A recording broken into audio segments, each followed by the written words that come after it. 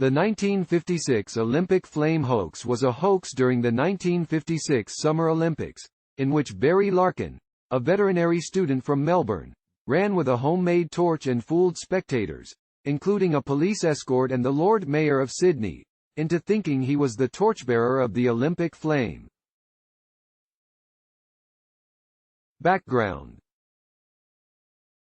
In the 1956 Summer Olympics, the Olympic torch was scheduled to enter Sydney, carried by Harry Dillon. Dillon would present the torch to the Lord Mayor of Sydney, Pat Hills, at Sydney Town Hall. Hills would then make a speech and pass the torch to Bert Button. Larkin and 8 other students at St John's College, University of Sydney, planned to protest against the Olympic flame torch relay.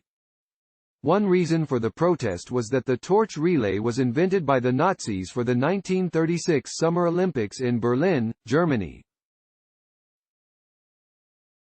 Hoax. Preparation. The students were aided in planning the hoax because Larkin was acquainted with Mark Marsden, the organizer of the real relay. Their plan was for one student, dressed in white shorts and a white top, to carry a fake torch. The fake torch was made of a wooden chair leg painted silver, on top of which was a plum pudding can. A pair of underpants, worn by one of the students in national service, was put inside the can, soaked in kerosene. The underpants were set on fire. Another student dressed as a motorcycle outrider by wearing a Reserve Air Force uniform. Execution. Before Dillon arrived, the 2 students went out carrying the fake torch. At the beginning, people noticed they were joking and spectating police laughed at them. Then the underpants fell out of the torch because the fake runner was swinging his arms too hard. The runner panicked and fled. Peter Gralton, one of the 9 students, went to get the pants and told Larkin to pick up the torch. With Larkin holding the torch, Gralton kicked Larkin's backside and told him to run. Larkin did so, running the rest of the way to Sydney Town Hall. He ran the rest of the route, protected by police who thought he was Dillon. Larkin then presented the torch to Hills. As Hills was unprepared for the early arrival, he was taken by surprise and did not look at the torch, going straight to his speech. While Hills was talking, Larkin walked quietly away, avoiding attention.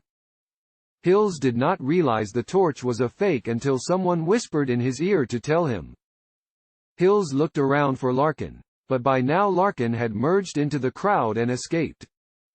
When the crowd discovered the torch was fake, they grew unruly. When Dillon arrived with the real torch, the crowd was still unsettled.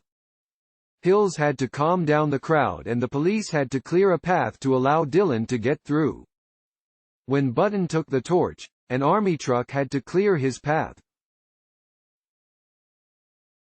Aftermath. When Larkin returned to university, he was congratulated by the director of the college and was given a standing ovation by fellow students when he attended an exam later that morning. Larkin went on to become a successful veterinary surgeon. The fake torch was taken to the reception of the main hall and then ended up in the possession of John Lawler, who had been traveling with the relay in a car. He kept it until it was accidentally lost when tidying his house. Related events. During the 2000 Summer Olympics in Sydney, the media reported the story of Larkin's hoax. As a result, police took measures to prevent any repetition of the hoax, including having security guards line the route. There were 2 attempts to disrupt the relay. 2 people attempted to steal the torch, and 1 man tried to put out the torch using a fire extinguisher, but none succeeded.